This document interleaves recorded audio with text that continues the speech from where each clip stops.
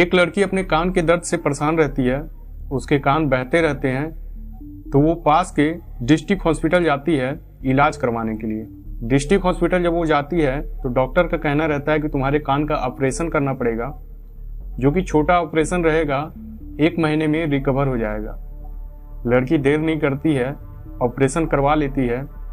लेकिन ऑपरेशन करवाने के महज दूसरे दिन जब लड़की को रात में इंजेक्शन लगाया जाता है तो इंजेक्शन लगाने से उसके हाथ में इतने दर्द होने लगते हैं, चीखने चिल्लाने लगती है, कराहने लगती है। सभी लोगों की नज़र उसी पे पड़ती है। लोग सोचते हैं कि इसे क्या हो गया। वो लड़की के हाथ में इतना ज़्यादा दर्द होने लगता है कि आखिरकार उसके हाथ को फौरन काटना पड़ जाता है। यकीनन इस कहानी को सुनकर हर कोई परेशान हो जाएगा। आखिरकार इस लड़की ने जो दर्द सहा है इन दिनों, वो वाकई में बहुत ही खतरनाक थी। नमस्कार, आदाब, सत श्री अकाल। मैं सतीश प्रजापति। दोस्तों, आज की जो सच्ची घटना मैं आप लोगों को सुनाने जा रहा हूँ, यह सच्ची घटना है बिहार राज्य के पटना राजधानी की, और यहीं का एक गांव पड़ता है शिवहर। दरअसल शिवहर गांव की एक लड़की जो कि अपने कान के दर्द से काफी परेशान रहती है, करीब 1.5 महीने से उसके कान से पानी बहते रहते हैं और उसे सुनने में काफी दिक्कत का सामना करना पड़ता है। वह अपनी बहन से सारी चीजें बताती है तो उसकी बहन उसकी बात को सुनकर डिस्ट्रिक्ट हॉस्पिटल लेकर जाती है, जिसका नाम रहता है महावीर आरोग्य संस्थान कंकड़बाग। ये पटना राजधानी का माना जाना हॉस्पिटल है, जहां पर लोग ट्रस्ट के नाम पे पैसे देते हैं। 10 जुलाई 2022 को लड़की, जिसका नाम रेखा रहता है, रेखा अपनी बहन रोशनी के साथ इस संस्थान में जाती है हॉस्पिटल में इलाज करने के लिए। तो डॉक्टर को दिखाती है तो डॉक्टर बोलता है कि तुम्हारे कान का ऑपरेशन करना पड़ेगा, जो कि छोटा ऑपरेशन रहेगा, 1 महीने में रिकवर हो जाएगा। जिसको सुनकर यह दोनों लोग फैसला करते हैं और कहते हैं कि ठीक है, ऑपरेशन करा लिया जाए, जिससे आने वाले समय में कोई दिक्कत का सामना भी नहीं करना पड़ेगा। इतना सोचकर रेखा अपने कान का इलाज कराने के लिए तैयार हो जाती है और 11 जुलाई 2022 को इसके कान का ऑपरेशन किया जाता है। ऑपरेशन पूरा दिन चलता है।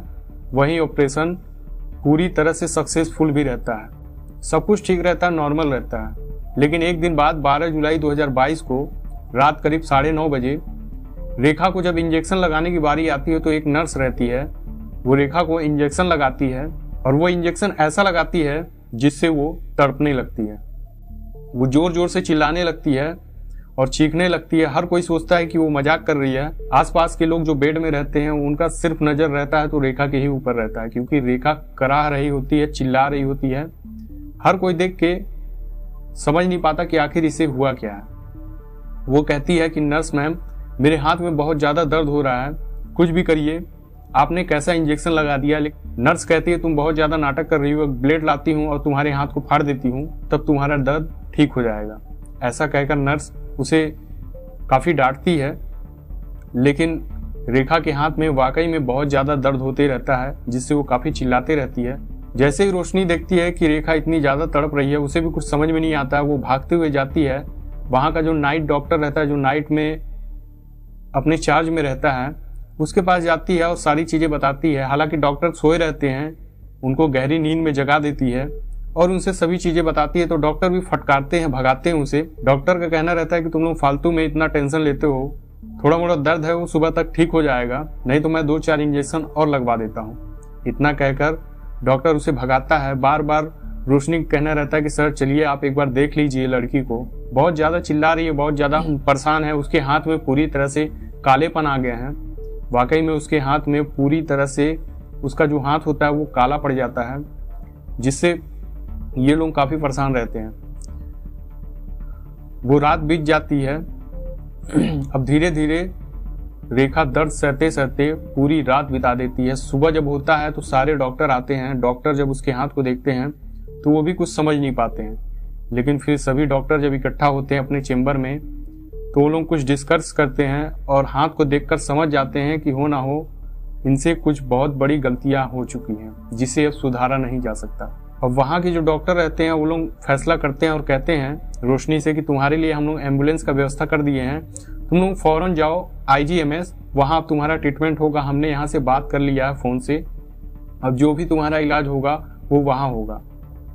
इतना कहते हैं तो रोशनी को भी कुछ समझ में नहीं आता कि आखिर डॉक्टर ऐसा क्यों बोल रहे हैं, लेकिन उनसे बहुत बड़ी चीजें छुपाई जाती हैं। ये डॉक्टर अपनी गलतियों को दूसरे पे थोपने के लिए और इस चीज से बचने के लिए इन्हें आईजीएमएस भेज देते हैं। जब रोशनी अपनी बहन रेखा को लेकर आईजीएमएस जाती है तो वहां पता चलता है कि महावीर आरोग्य संस्थान से कोई फोन नहीं आया है, वो झूठ बोला गया था। वहां डॉक्टर को दिखाने के बाद डॉक्टर जैसे ही इसके हाथ को देखता है, डॉक्टर देखते ही कहता है कि हाथ में बहुत ज्यादा इन्फेक्शन फैल चुका है, अब हाथ को काटना पड़ेगा। इतना सुनकर दोनों बहन के दिमाग झन्न हो जाते हैं और उनके पैरों तले से जमीन तक खिसक जाती है कि आखिरकार हम कान का इलाज करवाने आए थे और ऐसा अनहोनी हो गया कि हमें ये दिन देखना पड़ रहा है। फिर उसने हाथ जोड़ती है, पैर पड़ती है, कहती है कि सर कुछ भी करके मेरी बहन का हाथ बचा लो। काफी रिक्वेस्ट करती है तो आईजीएमएस का जो डॉक्टर रहता है कहता है कि तुम पास के आरोही हॉस्पिटल चले जाओ, शायद वहां इसका हाथ बच सकता है। अब रोशनी अपनी बहन को लेकर पास के आरोही हॉस्पिटल चली जाती है। वहां जाती है तो वहां भी डॉक्टर देखकर यही कहता है कि इसका हाथ अब काटना पड़ेगा, बहुत ज्यादा इन्फेक्शन फैल चुका है। अब रोशनी वहां भी जाती है तो उसको निराशा ही मिलती है, काफी घबरा जाती है। फिर वहां के डॉक्टर के द्वारा कहा जाता है कि तुम मेदांता हॉस्पिटल चले जाओ, शायद तुम्हारी बहन का हाथ वहां बच जाए। अब रोशनी मेदांता हॉस्पिटल का पता पूछती है और पहुंचती है मेदांता हॉस्पिटल। मेदांता हॉस्पिटल में काफी देर नंबर लगाने के बाद जब रोशनी का नंबर आता है तो रोशनी अपनी बहन को पेश करती है डॉक्टर के पास। तो डॉक्टर देखकर कहता है कि हाथ की स्थिति तो बहुत खराब है, तब पर भी मैं पूरी तरह से कोशिश करता हूं, लेकिन बहुत ही कम चांस है इस हाथ को बचाने का। अब डॉक्टर अपने काम में भिड़ जाता है और नस की सर्जरी करना स्टार्ट करता है। पूरे दिन लग जाते हैं डॉक्टर को इस सर्जरी में। सभी डॉक्टर एक साथ होकर उसके हाथ का इलाज करते हैं। ऑपरेशन पूरा करने के बाद उसके हाथ को फाड़ कर खुला छोड़ा जाता है, टांका नहीं लगाया जाता, क्योंकि उसके हाथ में क्या ऐसी हरकतें हो रही हैं उसे जानने के लिए उसके ऊपर से पट्टी लगा दी जाती है। अब धीरे धीरे एक के बाद एक दिन बीतते चले जाते हैं। आखिरकार 8 दिन बाद जब पट्टी को खोला जाता है तो देखा जाता है कि हाथ की स्थिति बहुत ज्यादा खराब हो चुकी रहती है, हाथ में सड़न पैदा हो जाती है, जिसको लेकर डॉक्टर कहते हैं कि अब इस हाथ को काटना ही पड़ेगा। अब थक हार कर दोनों बहन निराशा में चली जाती हैं। भरसक कोशिश करने के बाद थक हार कर आखिरकार रेखा को अपने बाएं हाथ को गंवाना पड़ जाता है, बस एक नर्स की गलती के कारण। अब 12 जुलाई से लेकर 30 जुलाई तक में वाकई में रेखा अपने हाथ को लेकर इतना दर्द सही है कि जिसकी हर कोई कल्पना भी नहीं कर सकता। दोस्तों, इसके आगे की जो भी अपडेट रहेगी वो आप लोगों के पास मैं जरूर शेयर करूंगा।